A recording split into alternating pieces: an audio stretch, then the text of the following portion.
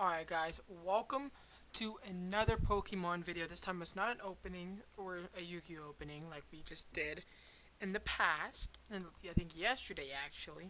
Today we're actually going to find out how to value your cards. I should not be waving this around like it's cheap, because it's not. I mean, it is. It's kind of cheap, kind of not. But we're going to use this card as an example. If you watched my recent videos, I forget which video it was. I'm it was announced that I'm going to be getting a vintage Pokemon collection from a coworker, which actually will be tomorrow that I'll be receiving it if they remember. Hopefully they do. If not, we'll get it Sunday or Monday. No big deal. But I'm getting super hyped about it because of this card right here. This was like the first card that caught my eye. And let's just get into this video. How to value your cards, okay? So, first off, we have a Machamp base set holo right here that I am holding. It's first edition. It's a Machamp holo. I'm going to take it out of its sleeve so we can learn how to value this card. Okay? We might actually have to move over to the Pokemon unboxing area to get a better view. If so, no big deal. We'll do that. And just no big deal, okay? Yeah. Alright, so we got it out of the sleeve. I'm starting to get the feeling that we might have to go to the unboxing area because this is blurry with this camera. So just give me 1 second and we'll be right back, guys. Alright guys, so we actually cannot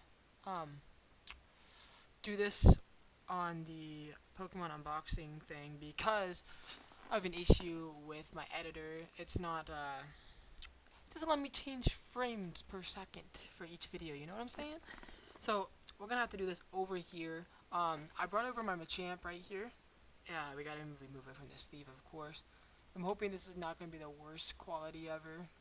Um, if it is, then we'll fix it next video like we always do, you know what I'm saying? Alright, so this Machamp right here. So let's just get to the basics right now. So this is a holographic. As you guys can clearly tell, it's very shiny in the background. It's a very old card. Um, all holographics are like this. Even my Charizard Detective Pikachu. It's a holographic, has some shininess in the background. That makes it even more valuable, which this is an older card. And to tell that, you look at the bottom right here, and it says 95, 96, and 98 Nintendo Creatures Game Freak 99 Wizards. That is how you tell that this is an old card, because the dates are at the bottom. So this card is basically 20 years old with a first edition stamp. And what the first edition stamp means is that this card is even more valuable. I don't really, like, if you just see a first edition stamp right there, smack dab to the left, get your card checked. I'm going to go into the details later on how to check your card value. It's pretty simple. We're just going to show you some sites that you can use to check how much your card really is worth if it's in near mint condition. And to check if it's in near mint condition, you check the card itself. For example, this holographic, you check the surface. This one actually has some scratches on it. I don't know if you can see them, but there's scratches right there. The rest of the surface is fine, but the holographic itself is not. Another thing to check is the centering, which basically means the borders right here to see how well the card's just centered in. And as you can tell, the right side is definitely thicker than the left. The top to bottom is not horrible. Another way to check is going to the back. Again, these sides are pretty awful, and the top to bottom is not horrible. And then what you want to do is check the edges, which is up here, and the corners for whitening, which right there is some whitening, right there is some. Pretty sure there's some, yeah, right there is some. So this card would not be near mint. I would probably give it a PSA 7 because it's not in a horrible condition. But another thing to check to see if your card's valuable or not is by looking right here. And if it doesn't have anything there, it's either an error card, a new card, or it's a base set. If it's base set holographic, get it checked. If it has anything right there, just get it checked, because that just means that it's an older card. For the newer cards, however, they decided to move the set symbol down here at the bottom left with the numbers. That is one thing to look at. The numbers are down here. How you look this card up would be Charizard 5/18, and then it'll show it up. show you the price on TCG Player or Troll and Toad. Same goes for this, but the number is going to be to the right. So basically, just check it out yourself. See if there's any scratches, whitening, or how bad the centering is. If everything is perfect, spot on, then you have a good card right there. And I would look it up and see how valuable it was. Because that'll be basically perfect condition PSA 10, which increases the price a ton, guys, like a ton. But basically, this card right here, all you have to check is the centering, the edges, the corners, and the surface. And that's how you check and see how good and valuable your card is. And then you can determine if you want to get it graded. If you get it graded and it comes back a 10, that card becomes a lot more valuable. Like this card would become, I don't know, $400 more valuable than it is right now. But another thing you look for, this is probably like the easiest thing to look for whenever you get a card or pull a card, is this little star right here. If it has a star, that means it's a rare, and rare means that it's, rare. So that makes it even more valuable than, say, an uncommon or common, which is common is a circle, uncommon is a diamond, and then rare is a star like so. So right here is actually a pretty decent card, pretty decent base set. Just do what I said and you should be fine. But if you're looking up your card value, to look up your card value anyways, you type in Machamp 8/102, which we will get into right now for you guys. So continue on to the video to see exactly how to do this, and thanks again for watching. Let's get to the next part.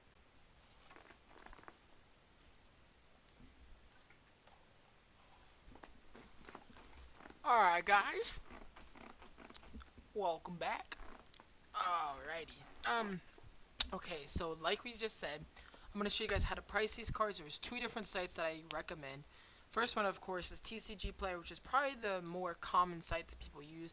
I personally do not use this site because I just can't find my way around it, okay? Because, like, if I do Machamp 8/1, look at it. The little mark right there means that it has a shadow, which mine does indeed have that. So that lowers the price on this card about $275 worth. I don't know common math. I go to a country school, so whoop, it's out the window. But I mean, it's not that bad of a thing. I mean, right here it just shows that the shadowless is a lot more valuable. But this is still a really valuable card.